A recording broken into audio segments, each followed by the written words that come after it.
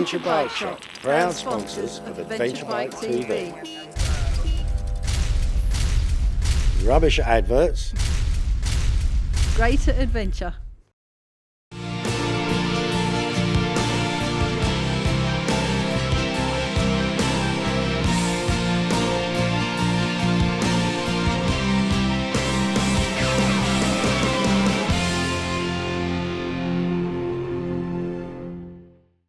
Hello and welcome to Adventure Bike TV. Now, after last month's major footwear malfunction, Tom told me we had to leave the studio, so we've brought the outside broadcast unit, well, it's me and Tom as always, to a motorbike showroom. And, appropriately enough, we're going to start with a bike review.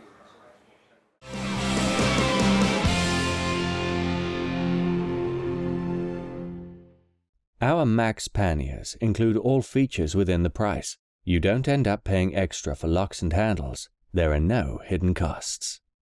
Metal Mule, engineered to be different. Proud sponsors of the bike reviews on Adventure Bike TV. Right, so for the bike review, we've come to our old friends at M&P, and quite excitingly for me, they've just opened a KTM dealership. But that's not why we're here. We're here for a Kawasaki. We're here for the Versys 650.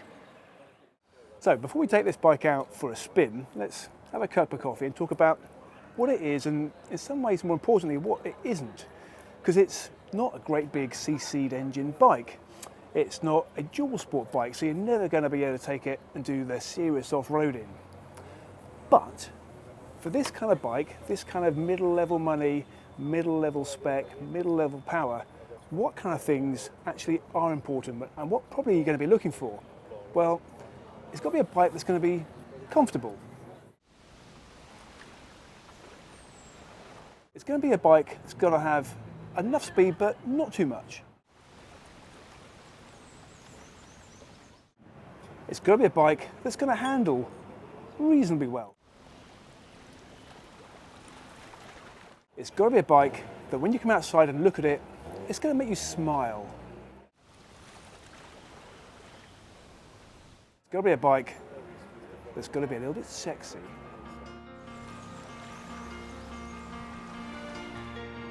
But of course the most important thing is to get this bike out of the tarmac, so we're going to take it out for a spin into the wilds of the Gower Peninsula.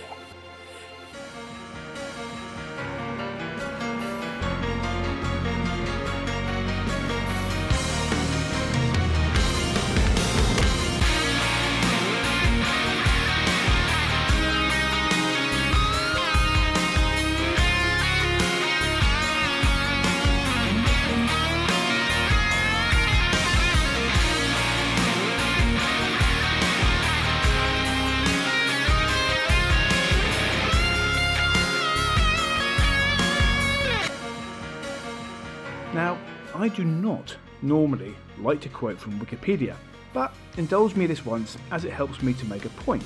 Wikipedia says about the Versys, it borrows design elements from dual sport bikes, standards, adventure tourers and sports bikes, sharing characteristics of all, but not neatly fitting into any of those categories. That's obviously how they speak on Wikipedia. Now, I disagree with their conclusion entirely. Whilst I acknowledge what they're saying about the design cues, I believe this is very clearly an adventure touring bike. It fits exactly into that category. So take that, Wikipedia, stick it in your pipe and smoke it.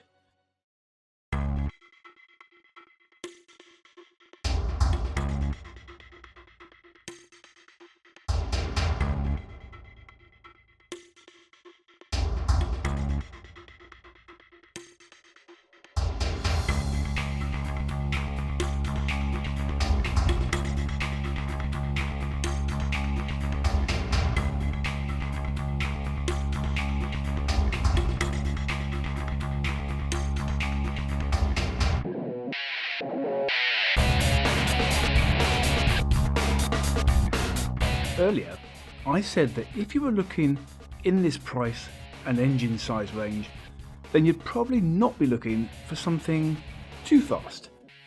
And this 650 definitely isn't too fast. But the Versys is no slouch though. It's got a thoroughly respectable 68 horsepower, which is up 5 horsepower on the old model, but that's kind of outweighed by the additional 8 kilos it's carrying due to its heavier new wheels, fairing and sturdier subframe.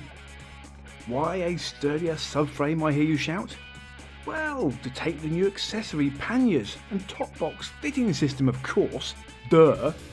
Despite the extra weight kind of offsetting the additional horsepower, it's still packed with enough low down and mid-range grunt, but in all honesty you'd be really hard pushed to notice the extra oomph over the old model. Or so I've been told, because I've not actually ridden the old model, but I am reliably informed that what you do notice is the lack of vibes from this new motor. Apparently they used to give your nerves a really good tingle up, but not so much these days thanks to the new front rubber engine mounts. On a bike in this price range, the KYB rear shock with remote preload adjuster is more than a surprise. Combine it with a show of forks and the handling makes this machine a bit of a hoot, especially when you find a relatively quiet roundabout and keep on going round and round and round. And those pedal-shaped 300mm brake discs will stop you perfectly well. The rear shock and the pulling power will be great for passenger carrying, and this bike actually feels bigger than a 650. The tall manually adjustable screen, the bigger 21 litre tank and a reported 50 miles per gallon plus efficiency would make it a great adventure tourer. Kawasaki says that the Versys exceeds the sum of its parts. It's a sports partner, a city friend and a mountain road conqueror. Well, take note Kawasaki, add adventure tourer to that and you'd have the Versys 650 nailed.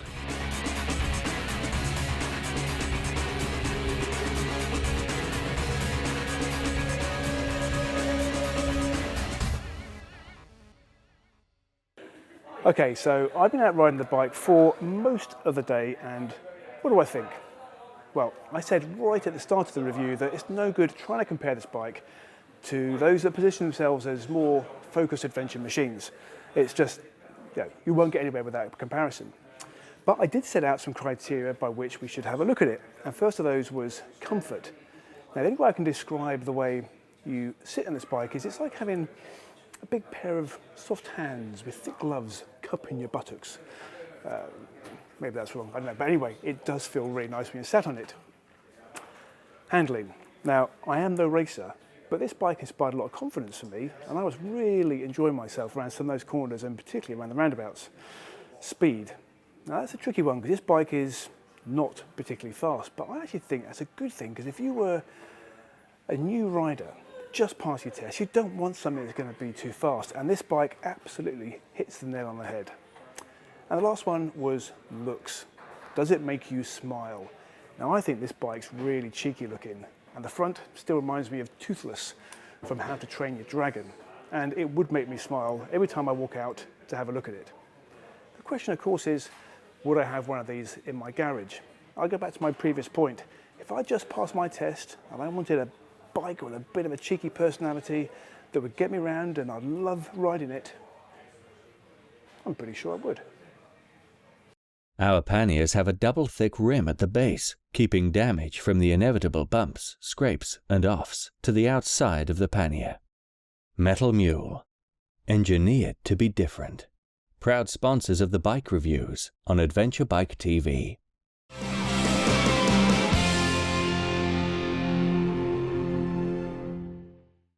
So let me just get something straight. I'm not allowed to use a studio this month because Tom didn't like my slippers. Personally, I thought they were fantastic, but somehow those rules don't apply to Tom, and he's there doing film school. So here he is. It's Tom and film school.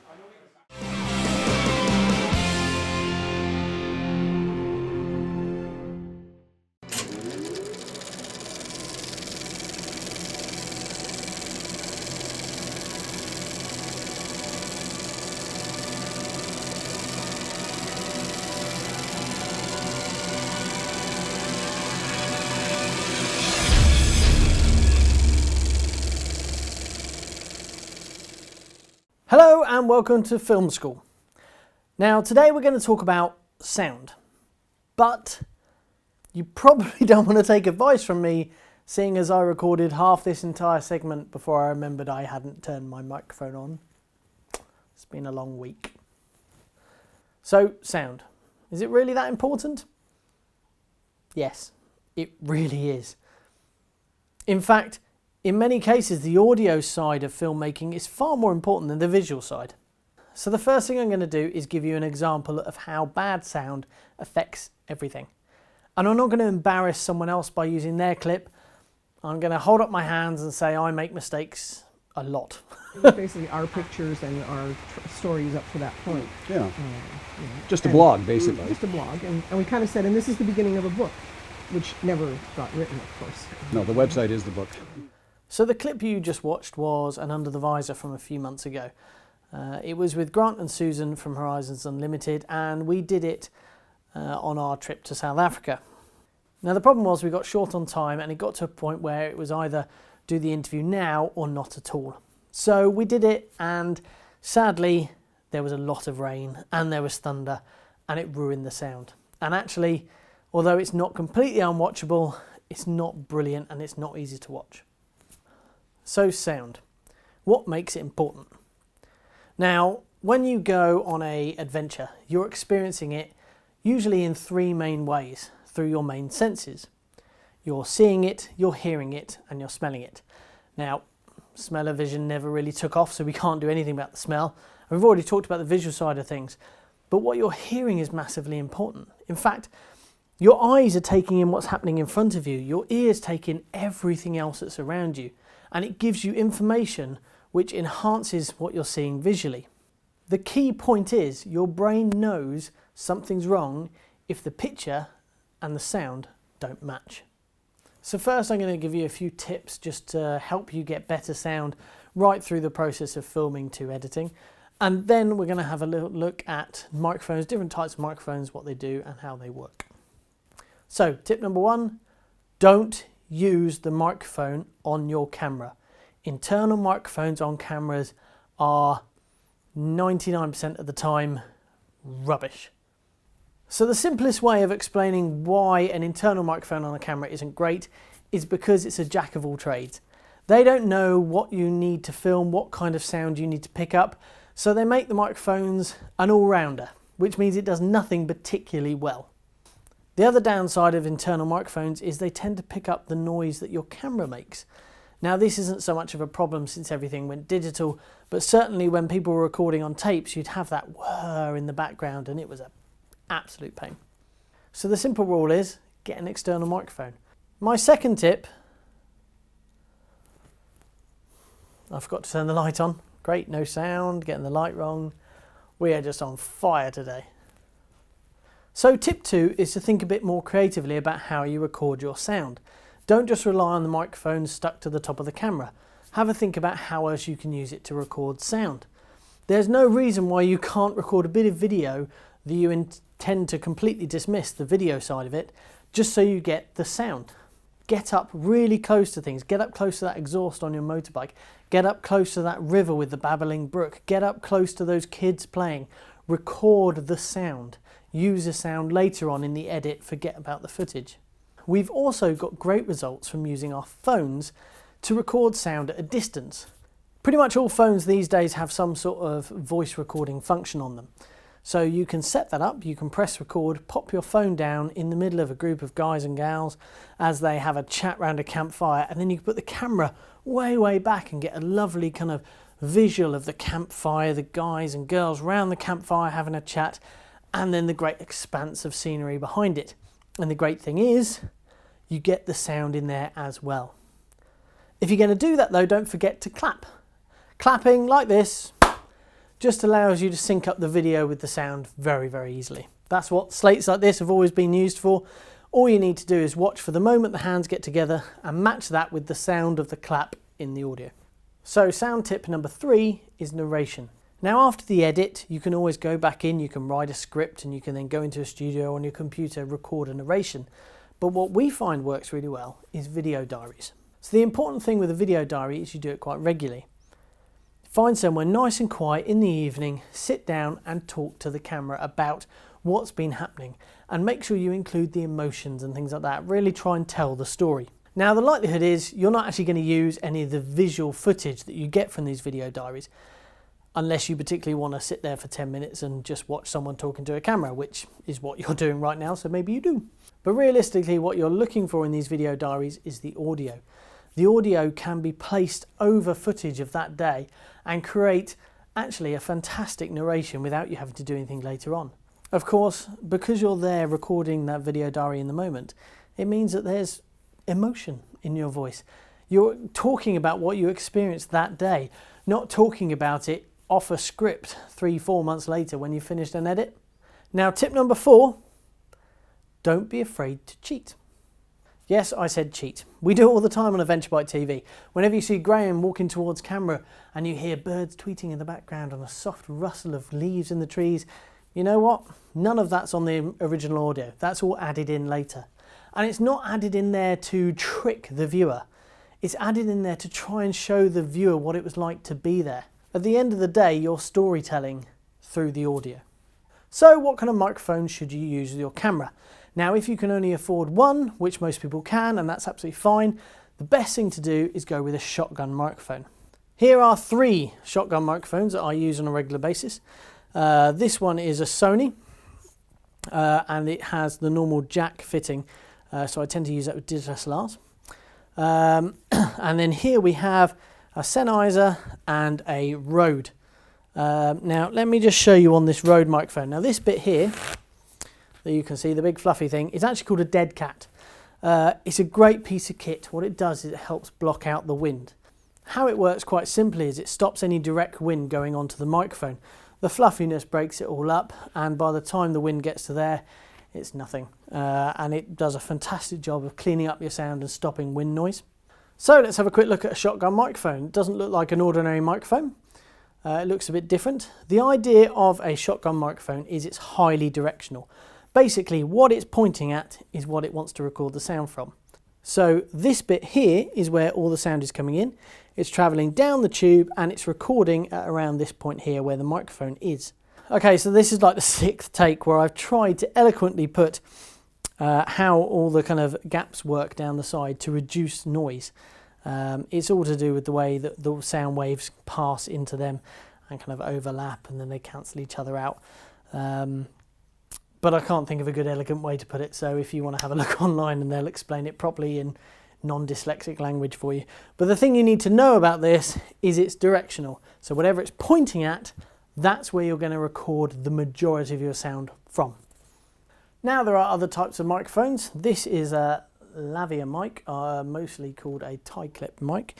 I have one on here that is going to a little box here, which then transmits it to my camera, which allows me to do it over great distances, which is fantastic. The transmitters and receivers aren't cheap, so I wouldn't necessarily recommend taking them with you. However, a nice tie clip mic like this can actually be a godsend.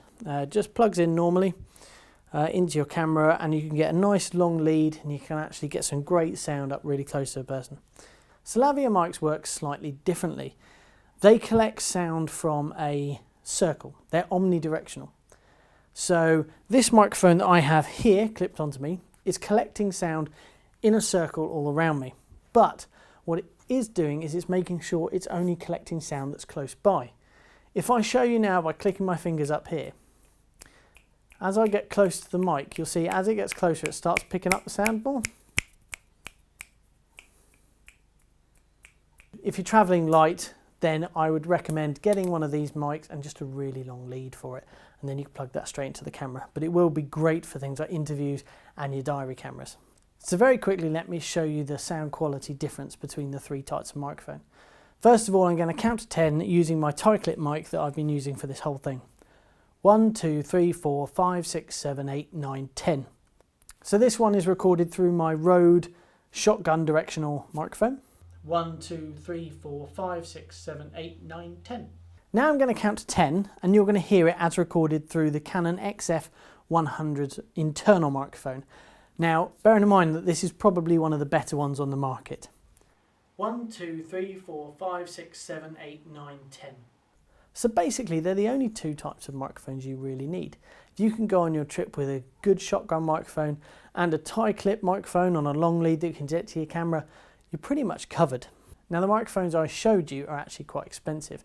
However, Rode do some fantastic microphones that are at a lower price, which hopefully will be shown somewhere up here right now.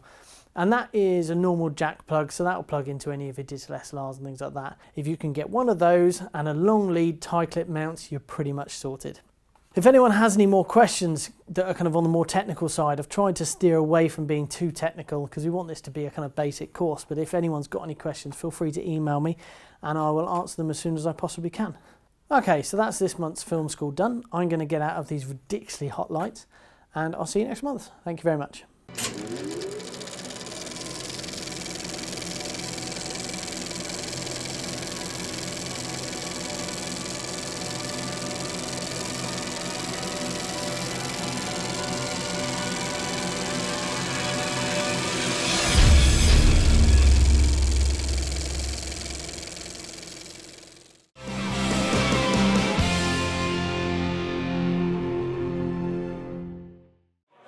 Last month we saw the winner of Adventure Bike TV's Short Film Awards. Now it's time to see the winner of Best Cinematography.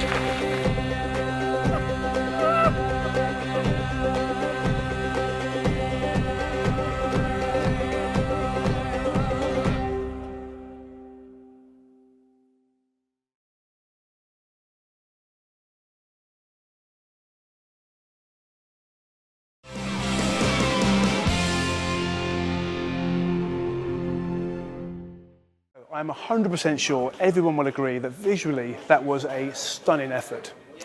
Now it's time for a break.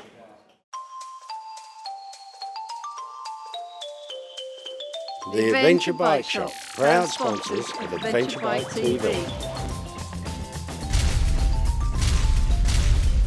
Rubbish adverts. Greater adventure.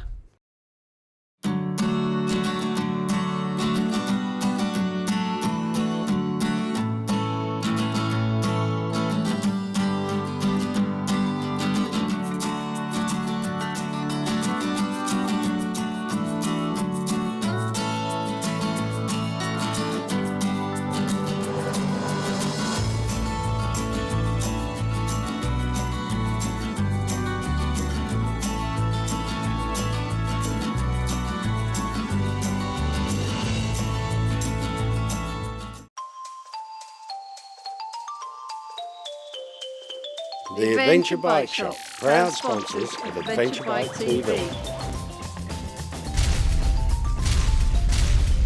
Rubbish adverts. Greater adventure.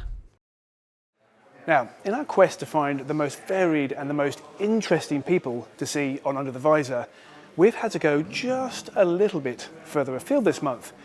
Now, we are going to be using the miracle of the internet to do so, which might mean that visually it's not quite up to our usual standard, but the content is of course amazing.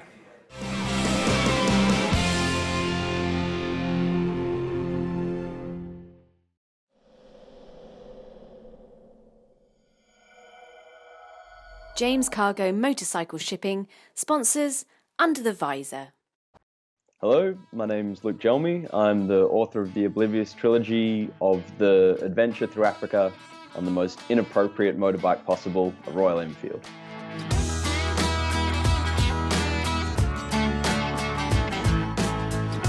Motorcycles was first, and it segued off into travel. So I started riding motorbikes back in Australia. I bought a F800 GS, the BMW of all bikes, and my love for traveling really changed when I took a 2-week trip to India.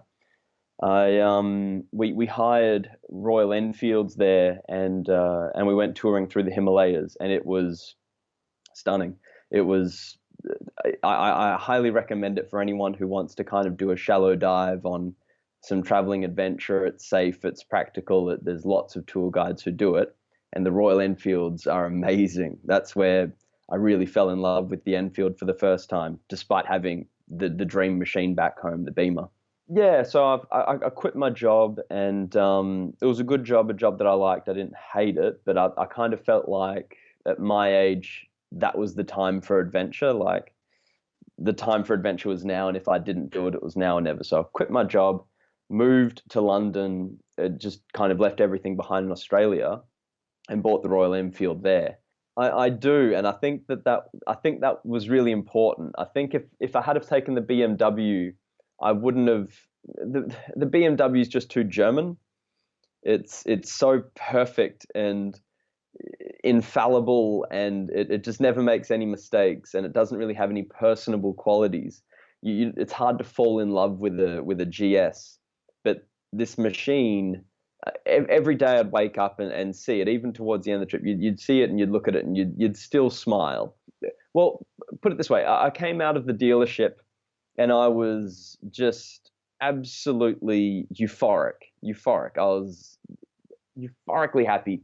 And I've about 200 kilometers down the road, so about 100, well, that'd be 100 and something miles down the road, the red engine warning light has popped up on the dash, saying you've got a problem. And I lost all power, just all power gone. And the bike starts winding itself down to a stop. And then as it's just about to conk out, I get power back again. And I called the dealership and I'm like, what the bloody hell is that? Like, this is a brand new motorcycle right out of the factory. How can this be happening? And they were like, oh, it's fine. It'll just be something electrical. It happens from time to time. When you come in on the first service, we'll fix it up then. And after that, it was almost bulletproof. He was crazy. He'd he'd done the same thing that I'd done, which is kind of quitting life and move and just getting a one-way ticket somewhere. But he'd decided to fly straight into Cape Town or Johannesburg. He flew straight into South Africa, and he hitchhiked up the east coast of Africa. And I thought that you just couldn't do that. And so meeting him in Barcelona, he's got stories about how he got deported out of Ethiopia into Yemen and then nearly got carjacked while he was in Yemen. While he was in the Democratic Republic of Congo, he got, what was it? He got typhoid and malaria at the same time and should have died, except they luckily found him a hospital before he carked it. And he's made his way all the way up the east coast of Africa, all through the Middle East, and then over into Europe, and then finally to Spain, just with hitchhiking. And we shared stories over a few beers, and by the end of it, I was like, what are you doing next? And he said, I was thinking of going down to West Africa for a bit. And I said, how are you going to do that? And he goes, oh, I was just, going to hitchhike. And I'm like, don't hitchhike, just come with me. Yeah, I'm not a writer. I never really have been. When I started the trip, I started taking a journal down, and early on it was very mundane stuff, like super mundane, but like a daily kind of thing. Like I went and got fish and chips today, and that would be my diary entry. And then by the time I got like deep into Africa, the entries were getting massive. Like I was writing down everything, and it quickly turned into the favorite part of my day was kind of writing it all down. And at the same time I was doing that, I was writing emails back home to family. And what tipped me over the line was when a friend of it, someone I didn't know, so it was someone at arm's length, had received the email through a bunch of forwarding and got in touch with me directly saying, if for the next email that you have, can you please send it to me directly, because we love it. I sit with my family around the dinner table and we read it out while we eat dinner. And I'm like, well, that's really weird, and thank you, and I will, but what? It was just weird. And it was at that point where I kind of started thinking, maybe I've got something here. Maybe, well, the book really writes itself. Like I'm nothing special. The book, the stuff that went on, it writes itself. But I've really enjoyed writing the book, and it's taken a fair while to do it. My whole family's wondering, when are you going to have the book? When are you going to have the book? And it ended up being enormous, and it ended up being 3 times as big as it should have been. So I ended up turning it into a trilogy. So interestingly enough, the first book is available fully polished, and it's published and it's available for free right now. So you can get your hands on it online for free at a website called obliviousthebook.com. Anyone can get that, and it works beautifully on, especially on tablets and mobile phones, and it works really well on Kindle too. But the cool thing is there's 50 photos in it. So it's like a photo book slash a proper book. And I've given it to a lot of people who don't like reading books and don't read books at all, and they've loved it. They've like my dad's never read a book in his entire life. Sorry, Dad, but you've never read a book in your entire life. And he read the book in a couple of days. He just chewed through it, and he said, it's not because you're my son. This is genuinely good stuff. So if you don't like reading books, this is the book for you, I think, if you want to read about an African adventure. I've loved doing it. And it's cheap for me to do it. It's cheap for me to be able to do it for free, and I'm happy to do that. I'm happy that people are going to be reading it, and maybe that other people who are in a similar situation to me, like working at a desk job that they might even be happy in, but they're not sure. They're thinking that there might be something more to life, that they might read the book and then decide to throw it all in themselves and go do something crazy, go do something that they really want to do while they still can. So it kicks off in London, and then I end up in Barcelona smashing my 2 front teeth out. And then I meet a really nice Canadian girl who, in spite of my 2 smashed out teeth, she seemed to like me anyway. So moving on, jumping the Gibraltar Strait over into Morocco, met the Canadian girl again, good times. Then flying down the coast to Dakar, got robbed, got all of my stuff stolen, and then had to, while I was waiting to have all my stuff shipped back in from Australia, got brutally food poisoned, just sick for days. Onwards to Guinea-Bissau, I was on a spoiler alert, I was on a boat heading out to an island that was going to take 4 hours, and 1 hour in, I got sick on a boat with no toilets. So you join the dots on how that story ends. Do you reckon you'd be able to last 3 hours? Jesus Christ. Anyway, so onwards to Guinea, where I went through the outback of Guinea trying to chase a bloke who was riding on a KTM. That was tough going. Through Sierra Leone, getting arrested by riot police in Liberia, onwards to Cote d'Ivoire, which was kind of in a rebellion at that time, and then Togo, Benin, through Nigeria into Cameroon. Got scared the shit out of by a gorilla in Gabon, nearly died in the Congos, and then thought I was going out of my mind by the time I got to South Africa to wrap the whole thing up. My mate said reading it, he goes, because he proofed it for me, he goes, I'm really confused because it seems like all that's happening is that you're going from one thing to another thing to another thing and another thing. And then you say that you're having the time of your life. And I can't reconcile those two. Like, I don't see that. Like, he goes, yeah, that you're having all this stuff happen and it's a fucking nightmare. And then, but then you kind of get this thunderbolt of something incredible happening, like something amazing that you rode across that you didn't really expect at all. And it makes up for all the so I've got an Instagram profile and a Facebook profile which is just generally blogging, which can lead people off into where they can get the book. So the book itself is on obliviousthebook.com, and you can see the blog posts at shotsfromthebar.com, or you can look that up at Shots from the Bar on Instagram or Facebook.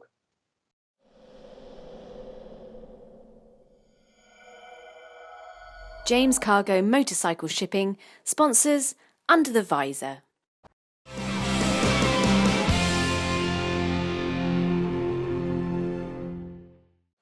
We're going to be doing quite a lot more of the Under the Visor interviews using Skype, but if you feel the quality is not quite good enough, then please do let us know.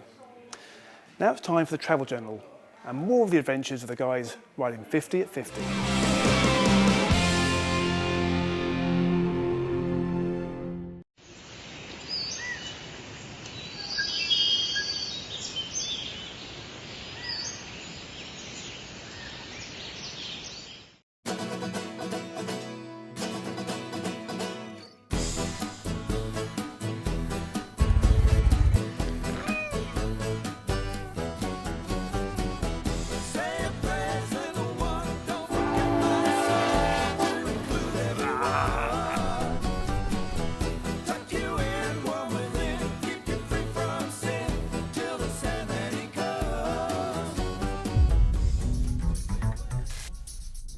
I could do this forever. One of the best roads I think I've ever been on in my life. America is wonderful. It really is, because it is the land of the free.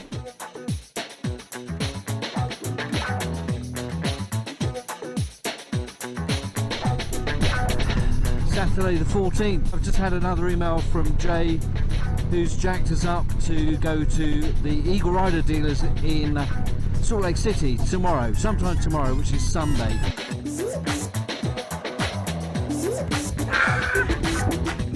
The scenery is absolutely spectacular, and I'm sorry, I think I've been saying everywhere is incredible and awesome and spectacular and awe-inspiring. But every single day, the riding is just... I've run out of superlatives, and I wish I were more articulate. I must say it was the most spectacular roads and scenery I think I've ever seen. It varied as you went around different corners, and it was just wow, wow, wow, just constantly after every single corner. Fantastic turns, fantastic landscapes all over the place. Adrian and Andrew are being very kind of saying, you know, turn it off, let's push you, but it's really hot, it's like 90 degrees. And they're telling me now to turn it off. Okay, aircon. Anyway, we're getting some coffee. I'm getting iced coffee. I'm going in. Try and get it in from the inside. Wash it out, Andy. These fuel pumps, it's happening at quite a few stations. The pumps are very aggressive and the gas comes out really fast. Andy's just got a load in his face. Did you get a lot in? We tanked up at a gas station and we decided to crack on in the night up to Salida, which is where we are now, and we found a motel. But the night ride, our first one, was through open fields, farming land, which had deer jumping out and on the road and at the side of the road. So it was a little bit scary. We're doing 45, 50, Dave was up front. It's scary, and the boys are making me go in front. But again, another experience, fantastic. We're in Salida this morning and going to the Indian dealer to try and get Dave's bike sorted, and then on to Bonneville Salt Flats for this evening, so can't wait for that. But just yesterday, spectacular. Salt Lake City, and Adrian has been very kind to try and bring my bike in on his own. Well done, fella. Well, just finished at Eagle Rider in Salt Lake City, and thanks to the superb efforts of the guys in there, we kind of diagnosed the problem together. It was a clicking solenoid or whatever that little thing was. So it's taken us quite a long time to get it fixed, and obviously driving into Salt Lake City. Thanks very much to the guys here at Eagle Rider Salt Lake. Thanks very much to Jay at Eagle Rider in Washington DC for jacking it up and sorting this out.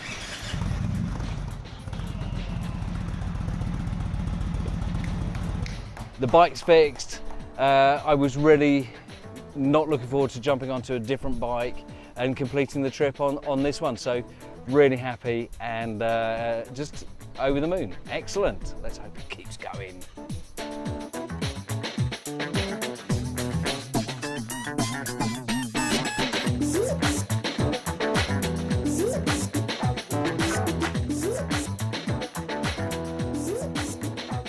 This is Bonneville Salt Flats. We can't ride on it because there's been a lot of rain.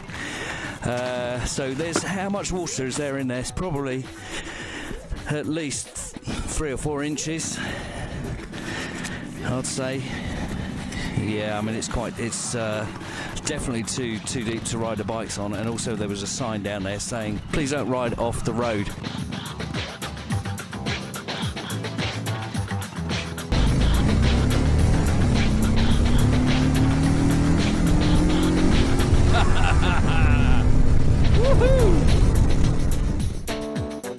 But there you go, the Bonneville Salt Flats. We've done some drag racing. It was brilliant fun. I'm faster rider than Andy is. He doesn't want to admit it, but I beat him. So we're now on the road to Ely from Wendover, and the sign said 130 miles to the next gas station, and the range on these bikes is about 150. So we haven't got a lot of margin for error. I guess we're not going to be... Thank goodness I don't have to leave my bike standing ticking over. So we're in Ely, or Illy, as I've been calling it, Nevada. Ely? It's named after my sister, I think you'll find. Right, here we go, 50, Eureka, Castle City. We're back on the 50. Tomorrow we need to get over to the Californian coast, and that's gonna basically mean we're gonna ride 50 into Sacramento, which we saw at the beginning of the trip at Ocean City, and it said whatever 3,000 whatever miles, and then go slightly north, hopefully through Napa, and onto the California coast just north of San Francisco, giving us a sort of a fairly easy 90-mile ride on Thursday morning. Right from the start, I was pretty much against it because I didn't want to go on the, you know, when you say to somebody, oh, we're going to be riding America, and they go, oh, you're doing 66 on Harleys, and it's kind of like, well, I didn't really want to do that. I didn't want to have somebody else's midlife crisis. I'm quite happy to have my own, thank you very much. And I thought 50 at 50, was it the right decision? I don't know, you know, that great ball of twine was something else we saw in Kansas.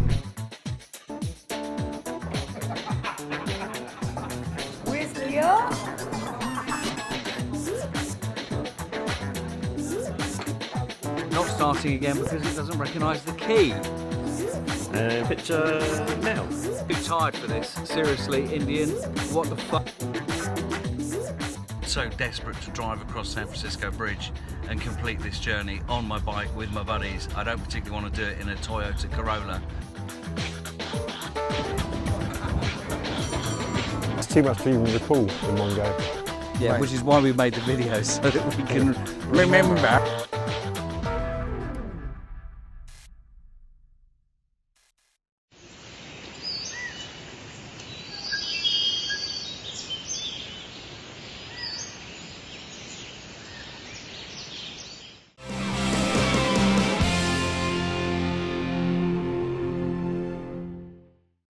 Right, that was the show. Thanks for watching. I think I was average, but I do think Tom was absolutely fabulous. Well, make sure you join us next month. Nathan Millwood will be joining me and Tom.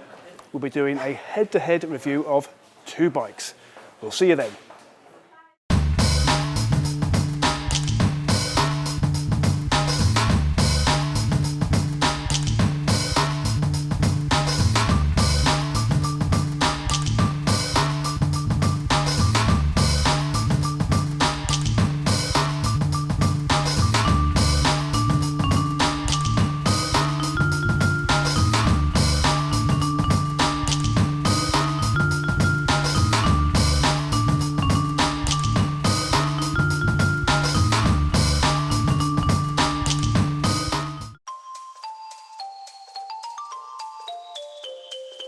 The Adventure Bike Shop, proud sponsors of Adventure Bike TV.